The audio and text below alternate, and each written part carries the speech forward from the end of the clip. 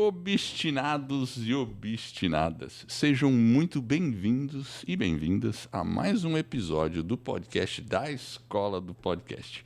E hoje eu tenho o prazer de conversar com Américo Córdula, que, olha, ele fez um podcast que é uma radionovela. E o nome da radionovela chama-se Beleza, um Suspiro de Esperança, que é uma adaptação do O Idiota de Dostoiévski. E, além disso, ele é aluno da Escola do Podcast. Então, Américo, para mim é um prazer estar aqui com você. Te conhecer pessoalmente, a gente já se viu por vídeo. Ao vivo vezes. Em cores. Exatamente, em 3D. Agora em 3D, dá pra verdade, olhar. Né? E agora pós, né? Pós, não sei se é pós ainda, mas estamos aí, estamos vivos, sobrevivemos. Estamos vivos, exatamente. Sobrevivemos. Muito obrigado pela presença aí. Prazer obrigado. Enorme, bem-vindo aqui a São Paulo, aqui nesse, obrigado, né? Tá obrigado. Por aqui. E é um prazer enorme aqui poder aí contar como é que foi essa experiência, né? Que a Escola do Podcast me proporcionou e também ao que a gente produziu, né? Que eu acho que isso talvez seja o mais importante, né? Pois é, então, realmente eu fiquei surpreso, porque eu lembro que você entrou na Escola do Podcast, aí uma vez você fez algumas perguntas pra gente, aí de repente você falou, não, tô fazendo um podcast e tal, né, assim, meio bebe quieto ali, né, eu falei, pô, o cara tá ali, não, tá bom, tá fazendo um podcast, tá. De repente você entra lá num Zoom e falou, não, é uma radionovela, eu contratei ator, parou. Eu falei, quê? Conta como é que foi isso, como é que surgiu a ideia do podcast, como é que você encontrou a Escola do Podcast? Então, eu sou ator, né? De teatro, enfim, fiz publicidade, enfim. Quer dizer, esse é um lado da história. O outro lado, eu sou formado em ciências da computação. Então, eu tenho uma... Opa! Eu tenho você essa tem coisa, os dois lados. Bipolar, né? Mas tá. a gente junta as coisas. E eu sempre trabalhei com audiovisual, fiz os meus vídeos, edição e tal. E, no fundo, o podcast... Né, você precisa dessas, né, adaptação, roteiro, então, fazendo muito teatro, fazendo esquetes, enfim. Então, isso foi um caminho, já um meio caminho andado. Tá. E depois, aí eu mudei totalmente de área, fui para a área de gestão pública, na área de cultura, trabalhei no Ministério da Cultura, fiquei 10 anos lá. E com isso, eu percebi que nesse momento que a gente vive hoje, você poder disponibilizar conteúdo, que a gente aprende, inclusive, na escola, né, durante o curso, uma via muito boa. Quer dizer, a retenção, né, do podcast, que é maior do que a da vídeo. Imagem, do vídeo, né, das plataformas de streaming. Então, eu falei assim, poxa, por que eu não transformo tudo o que a gente faz em podcast? Eu comecei... eu tenho um site, uma plataforma que chama Instituto Casa Comum, que é uma plataforma que tem conteúdos na área a gente fala do comum, né? Do bem viver, que são conceitos... Instituto Casa Comum. Instituto Casa Comum. Então, essa produção toda estava sendo feita, a gente estava fazendo seminários, criando coisas. Eu falei assim, gente, por que a gente não coloca o seminário que a gente transmite pelas plataformas de streaming? A gente não faz um podcast e faz uma coisa mais resumida, porque o seminário, geralmente, as mesas são longas, enfim, são 3 horas, 4 horas de duração. Certo. E aí a gente começou assim, na verdade, né, a ideia. Aí depois, discutindo, eu falei assim, puxa, a gente podia fazer ficção, né, porque ficção é uma coisa que a gente não encontra assim com... Agora, inclusive, tem surgido bastante, né, os players aí estão investindo. Estão investindo, né? Porque o podcast começou muito com uma conversa, basicamente. Lá, mesmo 2005, era bate-papo, assim, tal. Agora que está vindo essa questão de trazer o storytelling, as novelas, as histórias, e isso conecta demais. E teve uma fase aí, inicial, que foi o podcast documentário, né? Quer dizer, mais jornalístico, né? Verdade. Que fez muito sucesso, né? Então, a radionovela começou com a Praia dos Ossos e todos esses, né, que se tornaram referências para a gente, mas ainda faltava ficção, né? Então, tem um espaço para isso. Aí, quando eu fui pesquisar, eu vi que tem um campo muito grande, né? Principalmente para as crianças, né?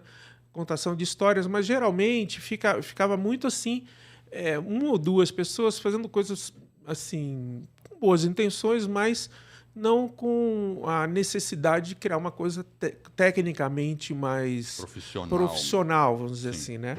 Então surgiu essa ideia de adaptar o Idiota de Dostoiévski, e aí tem uma coisa interessante. Que ano foi isso? Isso foi... A gente começou a pensar no final de 2020, mas a gente produziu em 2021, efetivamente. Plena pandemia. Chegou a pandemia, o pandemônio. E aí foi interessante porque o Idiota, que é um clássico da literatura universal, né, do russo, né, Dostoiévski, dialogava um pouco com o que a gente queria... Por que é universal? Porque ele fala de coisas... Né, quando a gente fala de Shakespeare... porque esses autores que são considerados gênios, eles falam de temas que vão perdurar enquanto tiver vida na Terra. Então a gente falou assim, poxa, vamos pegar o Idiota, né? E com isso a gente viu que tinha umas efemérides, né? Então tinha 200 anos, né, do Dostoiévski, né? Aí depois, quando a gente falou assim, não, vamos fazer uma radionovela, a gente foi pesquisar, até convidei uma colega que pesquisou sobre radionovela no Brasil. Eram 80 anos da primeira transmissão de radionovela do Brasil, e esse ano a gente tem o centenário da rádio no Brasil. Então, a primeira transmissão de rádio foi no dia 7 de setembro de 1922. Então, juntou essas três coisas, né? E aí a gente foi pesquisar, e a gente queria fazer como eram feitas as radionovelas, né? A radionovela é interessante, né? Ela foi o primeiro veículo, né? Não existia televisão, né? Foi o primeiro veículo que usou o marketing. Não tinha nem televisão, não tinha o YouTube, tá, pessoal? Pessoal mais novo aí, não existia. Não tinha Google. E aí a radionovela, a primeira radionovela, ela era uma radionovela cubana. Compraram os direitos, adaptaram, e existia o radioteatro. E o radioteatro era o seguinte, chegava lá no teatro, né, a gente sentava lá para assistir a peça de teatro, tinha um monte de microfone, e eles transmitiam o teatro, né? Então era uma transmissão ao vivo. Ao vivo, era uma live. Era até um evento familiar, porque as famílias se reuniam ao redor do rádio para escutar aquela radionovela. Exato. E a transmissão era ao vivo. Era como se fosse uma live. Exato. Né? Então, já faziam live há muito tempo, já fazia. Gente? A live é uma coisa velha, antiga. Exatamente. E aí, quem iam fazer as radionovelas? Os atores. Então, criou esse campo dos atores. E aí apostaram de que, vamos fazer 11 da manhã. Não vai dar certo, porque o teatro era à noite. Sim. Então, criou isso de... a radionovela, e às 11 da manhã, e o primeiro merchan, né, que foi feito foi a Colgate. Né, porque o que a dona Colgate. De casa... Que depois virou Colinos, né? Não, ou Colgate. Não. Colinos que sumiu, né? Colinos que sumiu. E aí viu o seguinte, para quem era 11 horas, era a dona de casa que escutava. Sim. Então, começou a vender produtos para casa, né? Então, material de limpeza, comida... Os reclames, exatamente. E aí os reclames... E isso começou a monetizar. Você vê assim. Isso aí. Nada se cria, né? Tudo se copia, se transforma. Né? Então, a Colgate fez uma pesquisa, falou assim, olha, quem mandar uma embalagem do produto, né? Vou dar um prêmio e tal. Vieram, e era por carta, gente. Então você pegava, ela recortava a caixinha da pasta de dente, e vieram no mês, na primeira semana, vieram 42 mil cartas. Olha só. Imagina só. Hoje o Edward e a escola do podcast tem tudo eletrônico, né? Então ele já sabe, recebe e-mail clique e tal. O cara recebe 42, imagina a sala assim, né? Não caberia aqui as 42 mil cartas. Ficaram surpresos. Aí eles viram assim, vamos cobrar por isso, né? Então você vê que é um modelo de negócio, né? E que eles não previam, né, o sucesso. Então, com isso, foi ganhando, né? Os atores também começaram... Aí tinha uma técnica, porque você não estava no teatro, então você não precisa falar alto, né? Os sistemas todos de gravação.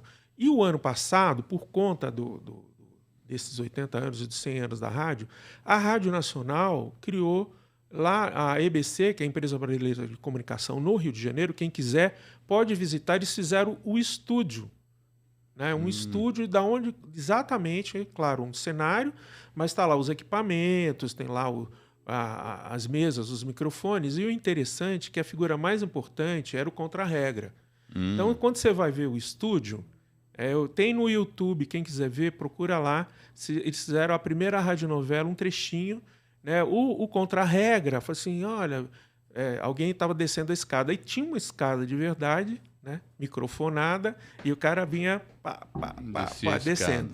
Aí a porta rangendo, não sei o quê, tudo era feito ao vivo. Né? Olha só, imagina o trabalho disso, a coordenação que tinha que ter para fazer isso. Exato, e eles ensaiavam, né? E tinham todos, né? Então, cavalo, e tinha, enfim, tudo era feito, os coquinhos batendo na mesa e tal. Então, isso é um barato, né? A gente poder ver essa de que maneira, né, que era feito, produzido, né? Ainda não Isso dá para ver no YouTube? Dá para ver no YouTube. Você lembra o canal que é? Como é não, que se você colocar assim, transmissão da primeira radionovela EBC, né, que é Empresa Brasileira de Comunicação, e esse estúdio existe lá. Quem quiser ver, é como se fosse um museu. Né? Legal. Eu ainda não, quando eu fui agora a última vez no Rio, estava ainda na pandemia, não consegui porque ele foi inaugurado recentemente. Bom saber. É um bom passeio para fazer no Rio. Na vez então, e é perto ali perto do Museu da Manhã e tal, ali é um lugar que dá para fazer bastante coisa. Bom. Então, com isso, a gente falou assim, vamos fazer igual que nem, né? Como a gente diria. Exatamente. Né? Vamos fazer igual que nem. Aí eu falei assim, então vamos precisar de um roteirista. E aí a gente foi produzindo, né? A gente tinha um patrocínio, né, para essa produção. Era a primeira, a gente nem sabia direito quanto, né, ia pagar, e quanto acabamos chegando lá num orçamento. E o que foi importante, Eduardo, é que nesse momento da pandemia, você sabe que a cultura foi a primeira a fechar. Foi. E a última a voltar. A voltar. Por quê? Porque a gente trabalha com o público. Né? Então, a gente trabalha em teatro, né? O cinema também, os filmes. Então, o ator não tinha condição de fazer nada, ele tinha que ficar em casa. Então, houve todo um movimento, inclusive de cesta básica. O pessoal não tinha como, né? E geralmente não tem carteira assinada, você trabalha por job, você trabalha por produção. Então, com isso, a gente percebeu que o podcast, em especial a radionovela, salvou a lavoura, né? O leite das crianças e dos gatos e gatas, né? Porque a gente trabalhar, né? E você tem ideia, no total, foram 15 pessoas envolvidas no projeto. Que foram contratadas. Que foram contratadas. E quem foi que patrocinou? Então, nós tivemos o Instituto Casa Comum. Legal. Né? Então, nós temos lá patrocinadores do Instituto, e com isso nós fizemos o projeto, tinha um roteirista, e a estrutura, vamos fazer igual a radionovela e fazer os reclames. Isso. A gente gostaria de ter os reclames, né, de hoje, mas a gente aproveitou, como a gente não tinha, a gente brincou e inventou os reclames. Sim, vocês fizeram no estilo de antigamente. No estilo de antigamente. Que o narrador, o locutor, chamava speaker. Então, o speaker é o contador de história, né? Ele ia narrando, aí a gente colocou música original, composta, né? Então, o tema principal é uma música composta, especialmente para a radionovela. E, claro, a gente adaptou o texto para os dias de hoje. Então, você não vai ver o idiota do século XIX, mas, né, como mas os personagens são todos de lá e de outros contos, né, de outros autores russos, que a gente teve essa liberdade poética de incluir, e transportou para hoje, inclusive, porque o personagem principal, o Miguel, né, que é o Mikhail, ele estava internado, tratando de uma doença, e a gente transportou para quê? Para Covid. Exatamente, então, ficou bem no timing. Exatamente. Aí ficou a peste, né? A gente chamou de essa peste. Peguei essa peste e tal, ele tá voltando para casa e tal, e a gente começou a falar de temas de influencer, a gente dialogando, né, com o tempo de hoje. Né? Inclusive criticando o uso, e ele critica, vocês estão usando a minha imagem, eu não quero isso, enfim, mas eu não vou fazer spoiler não, que eu quero que vocês assistam, né? Escutem. Porque é muito envolvente, isso que é legal, você consumir algo que tem uma origem clássica, universal, como Dostoiévski e como O Idiota, numa narrativa moderna e que tem a ver com o momento atual. Muita conexão. E até foi um timing legal, porque vocês pegaram, assim, enfim, vocês foram felizes nisso, assim, né? Claro, vocês já estavam vivendo, a gente já estava vivendo a pandemia, então vou transportar para cá. Como é que foi essa adaptação, tudo? Como é que... Então, primeiro a gente precisa de muita pesquisa, né? A gente teve o roteirista, né? O Ivan, ele é um estudioso de literatura russa, era fundamental, porque não é assim, né, gente? A gente tem que ter pessoas que possam, de fato, conhecer as obras, né? Fazer uma adaptação. A gente está vendo aí, né? A gente vê sempre as novelas, e quando a gente vê uma novela que é uma adaptação de um clássico, né? A gente vê Machado de Assis, o José de Alencar, né? Os clássicos, Escrava Isaura, todos esses... Você tem que ter propriedade, né? E aí nós tivemos o Ivan Andrade, que ele é um diretor, roteirista. Ele nunca tinha feito um roteiro, né, para radionovela. Então foi uma coisa nova, né? Foi um desafio. Radionovela em formato podcast. E eu dirigi, eu também não tinha ainda dirigido uma radionovela, então foi um aprendizado. E é interessante, porque quando você dirige um filme, você está vendo a ação, né? Então eu pego um copo d'água, vou beber e tal.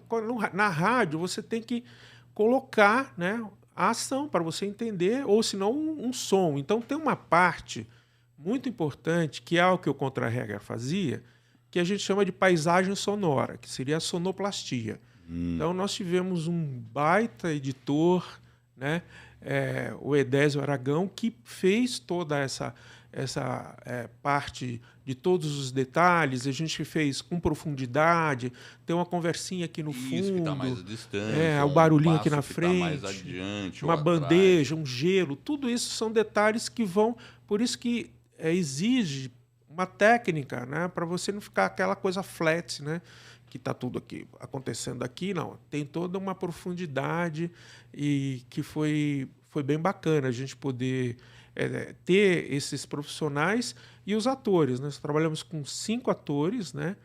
2 atrizes e 3 atores.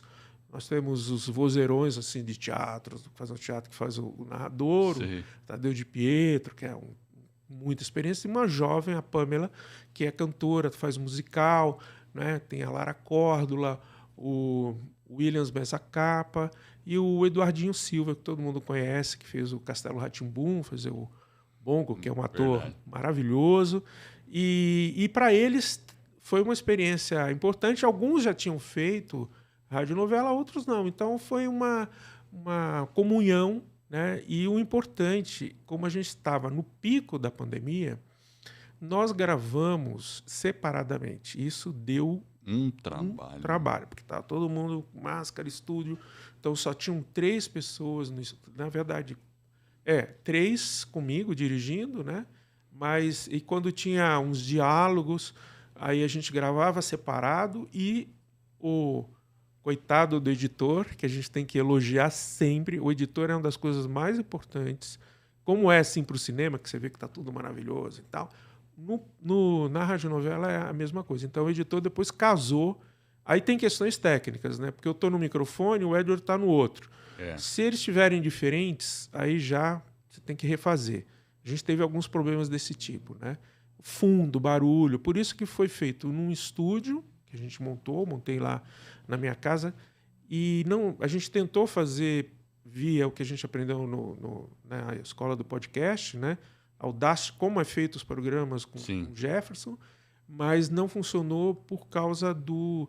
Mesmo gravando localmente, dava diferença. Dá diferença. Então a gente fez...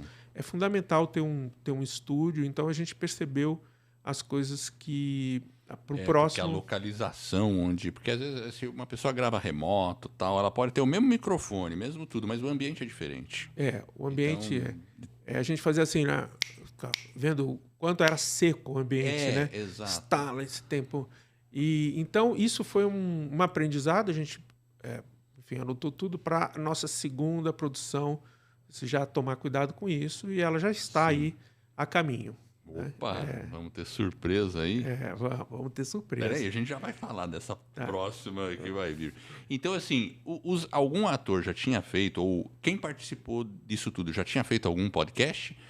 Todos conheciam podcast? Como é que era? Então, interessante, porque ainda não tinha começado esse formato que a gente está aqui, né, de vídeo. Podcast em bar e tal. Tava mais no áudio. Tava mais no áudio. Então, os atores, eles sempre fazem locução, né? Então, eles fazem locução. 2 já tinham feito radionovela, algo parecido com radionovela, mas eram... Na verdade, a gente chama audiodramas, né? Então, você faz uma adaptação ou você faz audiobook. Isso. Que é outra vertente, né? Verdade. Que você pode ler o livro, né? Sim. E é um mercado importante, porque a gente tem muitos deficientes visuais, né? Que precisam... É um baita mercado, porque, assim, até abrindo esse parênteses, eu sempre gostei de audiolivro, porque eu podia ouvir no carro. Você otimiza o seu tempo. Depois que eu conheci podcast é mais ou menos a mesma coisa. Nos Estados Unidos... tem audiobook de qualquer livro. No Brasil, a gente ainda tem falta disso. Eu vejo uma baita oportunidade aí. Sim, e então, com isso, aí depois um dos atores, que vou aqui fazer um merchanzinho para ele, que é do Embrulha para Viagem, que é um canal inicialmente do YouTube, eles hoje estão fazendo podcasts de entrevista. Uau, né? Legal. Embrulha para Viagem. Embrulha para Viagem. Aí tem lá um outro canal deles que você pode ver as entrevistas. Né? Vou conhecer. Ele é aqui de São Paulo? É aqui de São Paulo. Legal. Bem bacana. Então, ele trabalhou com a gente lá na sequência, eles construíram esse novo produto, vamos chamar assim. Né? Então, essa questão toda de você trabalhar com atores, enfim, facilita muito, porque você precisa de um time, um tempo de gravação, você tem um tempo... É custo, né, gente? A hora de estúdio e tudo isso tempo é dinheiro. E a gente teve que fazer umas 2 regravações por questões ou técnicas, né? Ou mesmo de intenções, enfim, que se percebeu depois. Então, você tem essa dinâmica de poder gravar e tal, é diferente de é mais rápido do que uma produção de um vídeo, de um filme, que você tem um trampo danado, diretor de fotografia, iluminação, câmera, maquiagem e tal. Então, ele é mais simples, né? Mas não deixa de ser complexo. Mas não deixa de ser complexo e ter qualidade. Eu sempre digo assim, as pessoas gostam muito quando ouvem a rádio, falam assim, puxa, Américo, que qualidade bacana. Parece até que a gente está vendo como se fosse um filme e tal. E eu acho que essa é a magia. Essa é a intenção. Essa é a magia. Essa é a intenção. E durante a produção, quais foram os maiores perrengues que vocês tiveram? Assim, você já falou, né? Que as primeiras StreamYard não deu certo, vamos para o estúdio, tal, todo o trabalho. E quanto tempo durou isso? Desde começamos até terminar? Então, o maior perrengue chama-se moto com escapamento aberto. Uau! É o terror dos podcasters. Estava conversando aqui com o Gabriel, que vai dizer, ficar lá no fundo. Então, esse para mim é o problema, quer dizer, a acústica. Né, porque você fez um estúdio na sua casa. Eu fiz na minha casa, que era não era profissional. Eu tinha lá uns isolantes, mas era terrível para a gente. E a gente teve que... Isso, eu diria... E a minha casa é do lado da Raposo Tavares. Então, tem esse segundo ingrediente. Então, gravar num lugar, claro, tem um custo, né, assim, maior de hora, mas para a qualidade é fundamental. Então, acho que esse foi a maior dificuldade. Entre a primeira fase, né, é o roteiro e a adaptação. Então, esse roteiro e adaptação, a gente tinha alguns prazos que inicialmente eram flexíveis, mas depois vai ficando inflexível, né? Porque o roteirista começa a pirar, né? Ou se não, ou o contrário, não consegue dar uma estagnada em determinada situação. E como a gente tinha... Olha, gente, o Idiota é uma bíblia, assim, né? Trocentas páginas, né? Claro que a gente não fez o livro inteiro, né? Mas a gente precisou, todo mundo, os atores tinham que ler e tal. Essa fase de adaptação levou de 2 a 3 meses, né? A parte de gravação, ela é rápida, assim, em relação ao todo. O único problema é que tinha disponibilidade dos atores e a gente não reunia todo mundo junto por conta da Covid.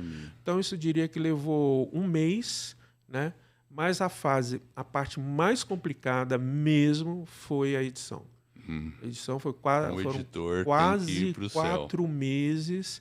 É claro, porque o editor ele não estava dedicado exclusivo ao projeto, mas você tinha muitos detalhes, né? Então, você tem desde um cachorrinho, que é um dos personagens que fica lá, e a gente não tinha um cachorro, tinha gravações, pesquisar bancos de áudio, né? Então tem coisas que você tem que pagar direito, então você vai atrás de coisas livres, free. A gente aprende isso na escola do podcast. Tudo isso tem demanda um tempo, né? E depois tu juntar esse quebra-cabeça todo, aí descobrir lá quando você está nessa fase, olha, faltou a voz tal. Eu falei assim, não brinca, cara. Como é que a gente vai fazer? Aí faltou tal coisa, perdeu, ficou ruim, não sei o quê. Aí a gente conseguiu, né, regravar. Era uma bobagem, mas a gente fez para não perder o... Claro. Né? Então, eu diria que foi... Se a gente colocar tudo junto, foi um processo entre 7 e 9 meses, né? Assim, é um parto. Literalmente é um parto. E é importante, gente, que as pessoas saibam, porque, por exemplo, o ator vai lá, ele ganha... A gente dividiu, a gente não tinha muito dinheiro, mas a gente dividiu irmãmente, né? Não tinha nenhuma estrela cobrando mais que os outros, né? Então a gente dividiu e falou assim, e a gente tinha várias vozes. A gente tinha um ator não era um personagem só, fazia o policial, fazia o enfermeiro e tal, e a gente tinha que alterar a voz. Às vezes a gente alterava eletronicamente, que isso é legal também, você pode usar lá os sintetizadores, isso né? É bom, né? A tecnologia ajuda. Antigamente na radionovela não tinha jeito. Aí você pode melhorar e tal. Isso dependia só do ator na radionovela. Então, você vai lá e gravou, beleza, tal, o cara vai embora, e aí então a parte mais complexa é, sem dúvida, a pós-produção, como a gente chama, que é você captou tudo direitinho, está tudo muito bem gravado e tal, né? Claro, decupado, você tem tudo. Como a gente teve que juntar as vozes, porque a gente gravava separado, tem isso, né? Você tem que achar a respiração, né? Eu estou conversando com o Edward, ele espera eu terminar para ele poder falar, né? Então, e às vezes a gente fala junto porque tem a cena exige, né, que a gente tenha uma briga e tal. Aí entra um cachorro latindo, um garçom passando, outro tropeçando, alguém gritando no fundo. Então, eu diria que esse é o maior trabalho, inclusive nas próximas produções eu já botei até um recurso a mais para o coitado do editor. Porque e é isso, mas a gente estava aprendendo, né? Acho que um pouco porque isso. Realmente a edição é tipo o goleiro, ele tá ali, né? Agora eu tenho que segurar essa bola. Muitas vezes, claro, não tem jeito, aí você tem que regravar. Mas regravar sempre exige custo, tempo, tal e tudo mais. Evita-se isso. Então isso é um ponto importante. Então o horário que você gravava para evitar os escapamentos, você tinha um horário especial ou você tinha que usar todo o horário disponível? Como é que foi isso? Olha, eu tinha que, na verdade, o horário disponível dos atores. Entendi. Então você não tinha o privilégio de falar, eu vou gravar à noite, que tem menos escapamento. Não, você tinha que pegar o horário disponível. Eu tinha que pegar... Não, e outra coisa, os atores fazem, né, não estavam fazendo teatro, né? Mas eles estavam ocupados dando oficina virtual. Sim. Então estava todo mundo trabalhando. Mas eu cheguei a gravar de madrugada também, assim, que esse era o mais tranquilo mesmo, Sim. mas era de acordo com a disponibilidade, né?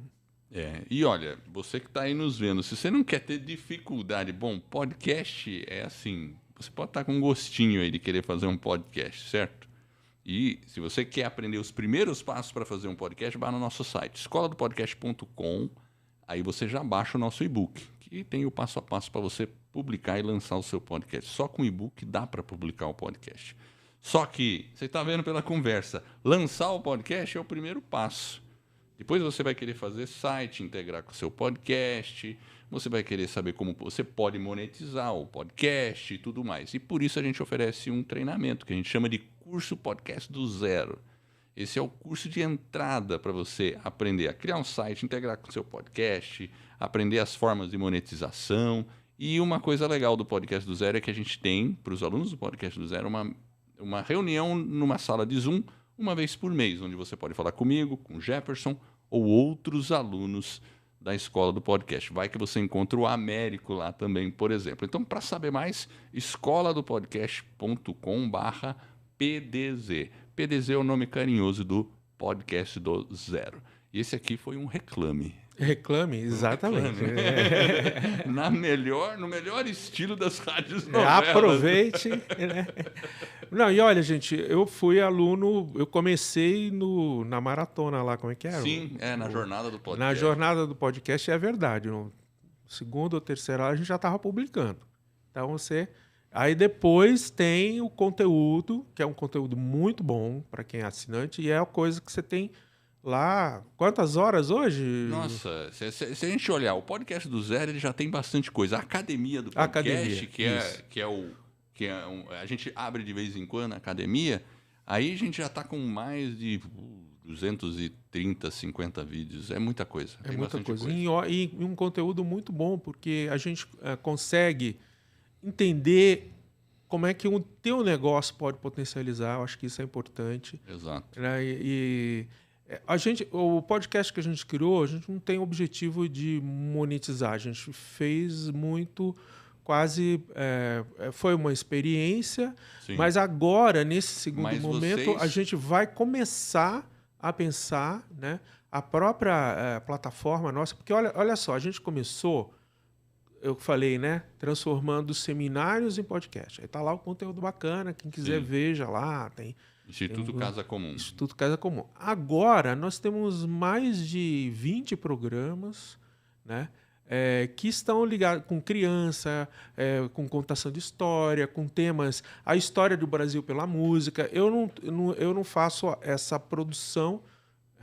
Eventualmente, eu faço alguns dos podcasts, mas virou uma plataforma de podcasts e agora a gente quer transformar numa escola de conteúdos, enfim, sim. Tal. Então, mas a gente vai veja que uma coisa interessante, vocês conseguiram recursos para fazer o podcast e como você falou, tudo bem, ninguém saiu milionário, não tem nenhum ator de Hollywood, né, para ganhar milhões, mas salvou o leitinho das crianças, certo? E dos gatinhos. Isso é importante num podcast. E claro, eu fico vendo, você usou reclames inventados, no caso. Mas por que não fazer reclames reais? Isso, né? Exato. Então, essa é uma forma de monetização. E, Eduardo, eu vou contar uma coisa que eu acho que você não sabe. Mas os editais agora, né? Por exemplo, aqui em São Paulo, né, houve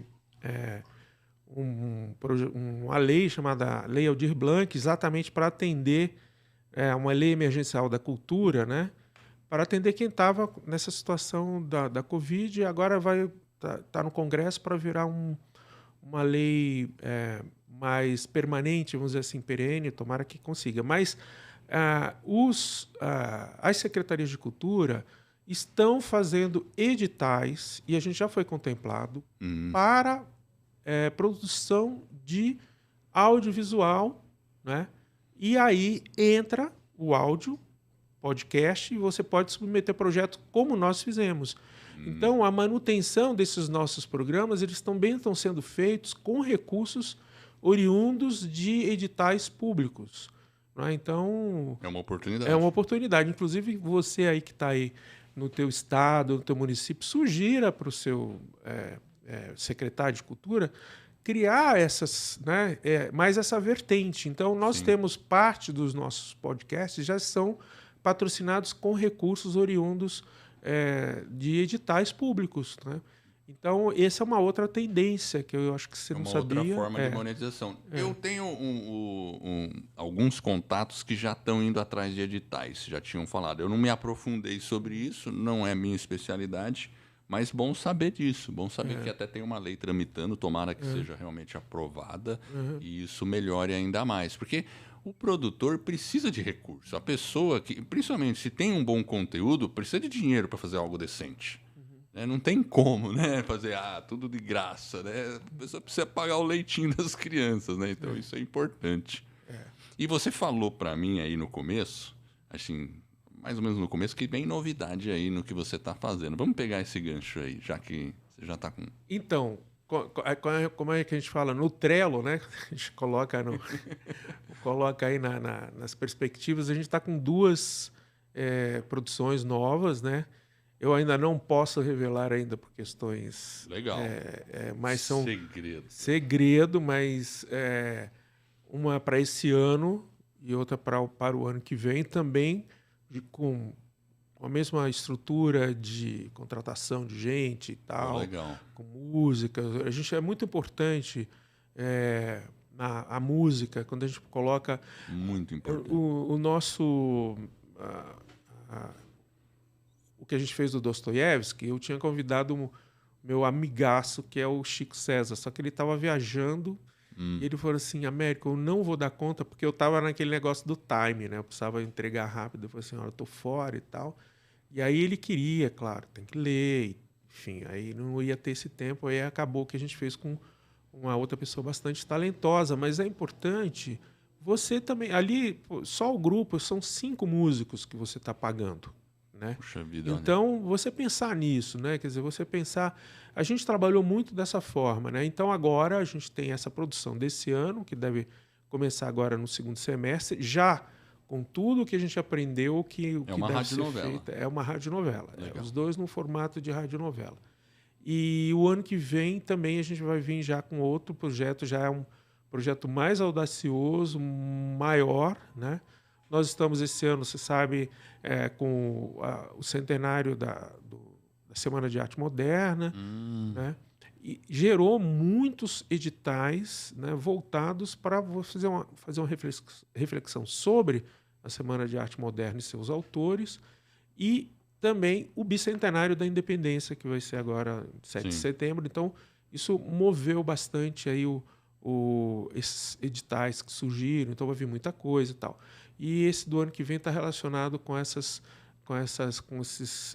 personagens dessa época. Nós estamos fazendo, já tem lá no podcast nosso, lá no Instituto Casa Comum, já uma reflexão sobre a Semana de Arte Moderna, quem quiser ver. Aliás, tem vários, né? Hoje, tem conteúdo, tem bastante conteúdo. Vocês têm bastante conteúdo. Então, o Instituto Casa Comum, pode pesquisar dentro do Spotify, né? Dá para ver todos os podcasts lá. Ou no site, Instituto Casa Comum também. Também, se pesquisar no Spotify, por exemplo, Beleza, Um Suspiro de Esperança, você acha direitinho essa radionovela aí baseado no Idiota de Dostoiévski. Agora, se uma pessoa quer fazer uma radionovela, e a gente até tem, assim, uma radionovela que está aí caminhando aí com os alunos da escola do podcast. Eu estou trabalhando. Exatamente. Então, está caminhando aí. E tem as suas dificuldades para fazer, principalmente quando a gente define um nível de qualidade. Porque, óbvio, dá para fazer uma radionovela, juntar a turma de casa, grava lá, põe uns efeitos sonoros e faz. Tudo bem, é uma coisa amadora. Agora, se você quer fazer uma coisa mais um pouco profissional, então depende de onde você coloca a régua, vai ter um nível de dificuldade para isso. Tá? Então, juntando esses 2 assuntos, né? Estamos fazendo uma radionovela, o pessoal, os alunos ali, e quem quiser fazer uma radionovela, ou mesmo participar de uma. Eu gostaria de participar de uma. Com a minha voz, ajudar, sei lá. O que você falaria para essa pessoa? Qual que são os passos, baseado nessa sua experiência? Bom, primeiro tem que ter alguém que coordene isso tudo que eu estou falando, né? Que a gente chama que vai fazer a produção, que na verdade hoje a gente faz de tudo, né? Eu fui dei ideias, né? Agora nessa segunda eu estou como co-roteiristas e tal. Então eu já tenho uma cancha nisso, que a gente precisa se organizar, né? Se você quiser fazer com improviso, vai sair uma coisa com improviso, né? Exato. Né? Então, às vezes, a gente fica muito redundante, a gente repete coisas e tal. Então, você precisa ter um roteiro, né?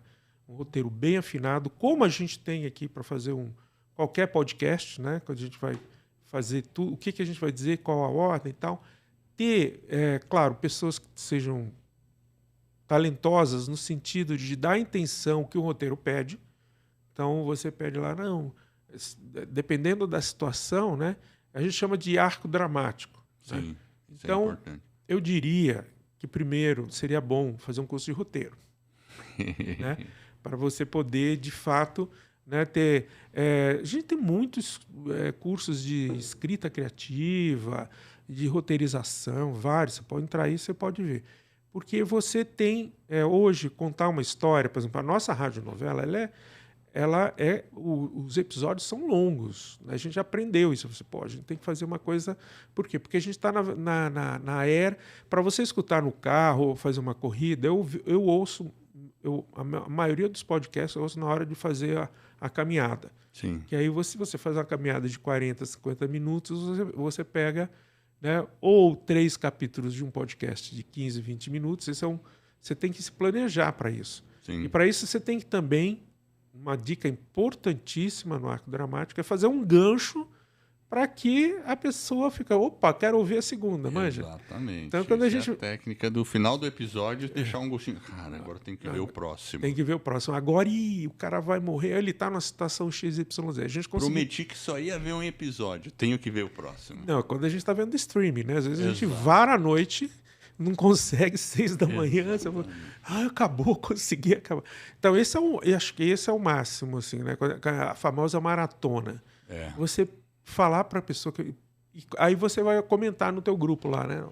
Olha, eu vi uma série que eu não consegui, né? E eu acho que é isso porque na monetização, enfim, na contagem, o que vai acontecer o dia, gente, descobri umas coisas, a gente descobriu qual é o ponto da história onde as pessoas ou desistem ou param de ouvir, né, a história. Você consegue mapear isso. Exato, o podcast permite isso, porque você vê a retenção, tudo certinho. Né? Exatamente, no minuto. No minuto e no segundo. Você fala assim, olha só.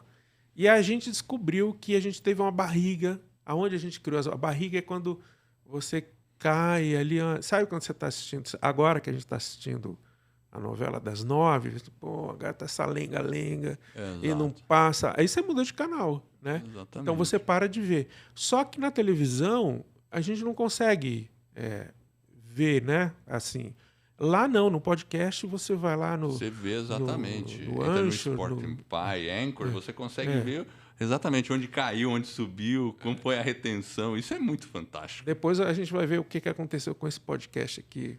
Aonde foi que deu a barriga? Exatamente, onde foi que deu a barriga. Isso é importante. Então, por exemplo, o Edward sabe disso, né?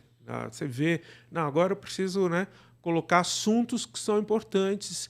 E esse é um ponto, né, que eu diria hoje, para mim, acho que o maior desafio é criar esses conteúdos num ritmo que permita você deixar que a pessoa, o ouvinte...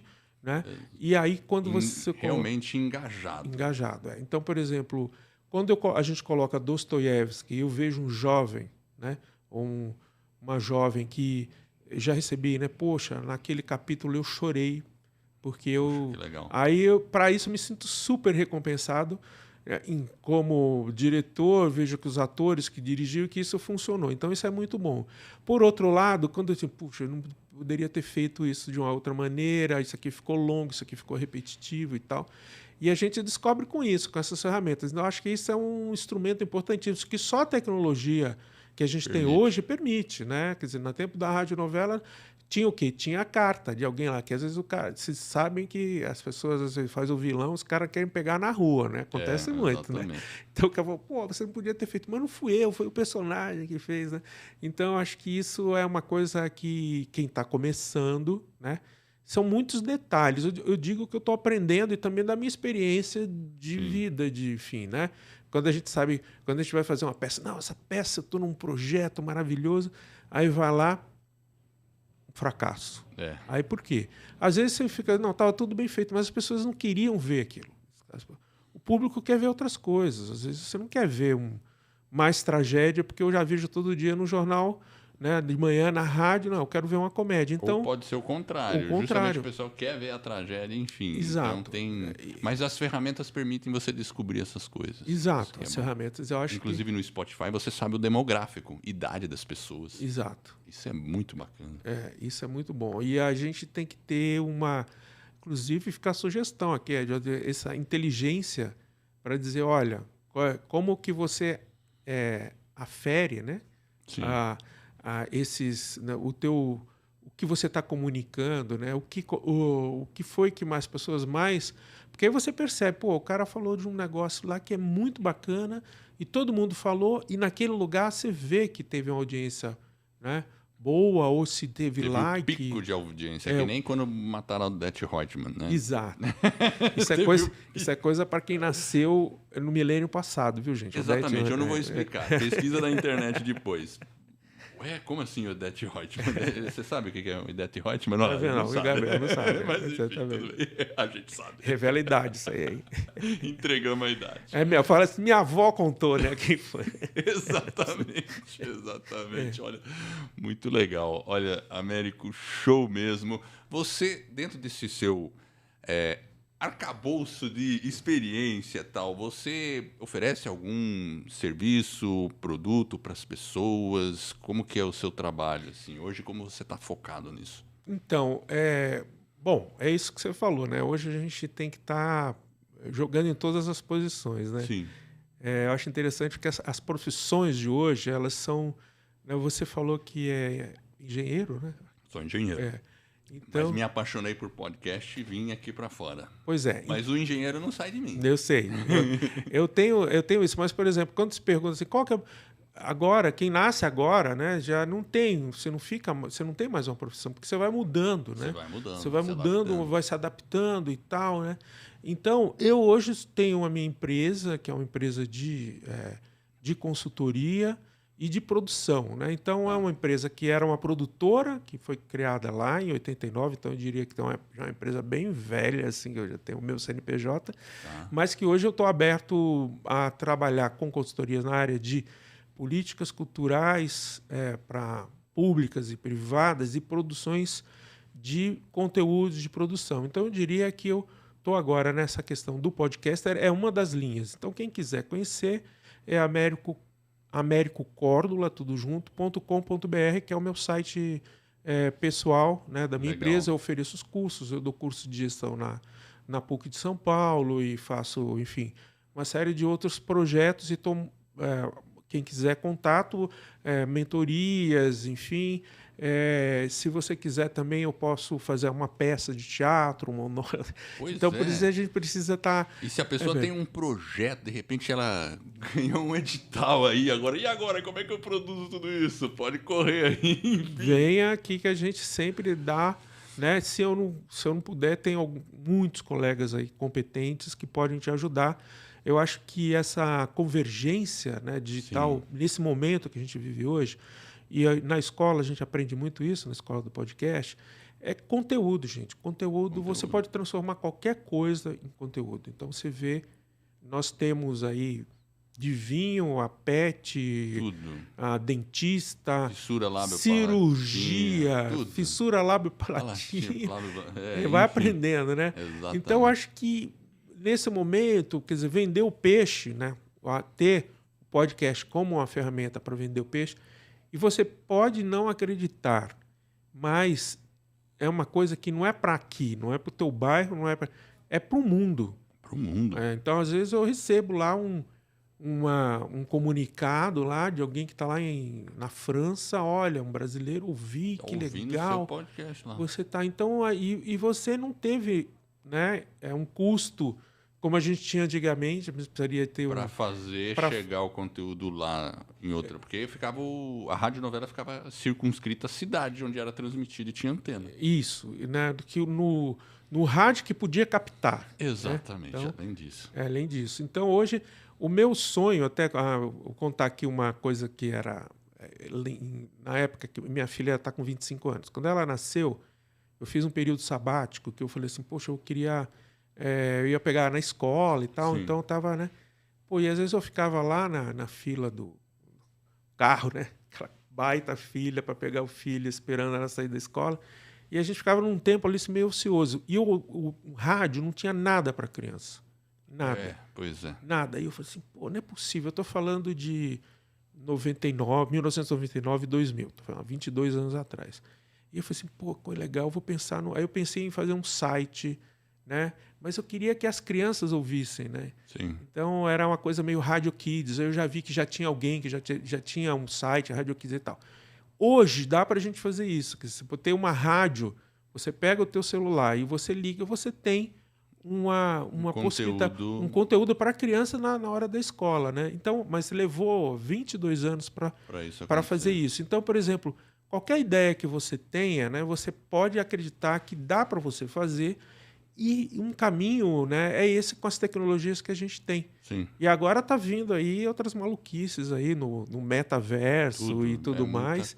Está tudo interconectado e a gente pode, de alguma maneira, criar essas soluções. Então, acho que você unir esses conhecimentos técnicos, é claro que a gente precisa sempre se renovar, né?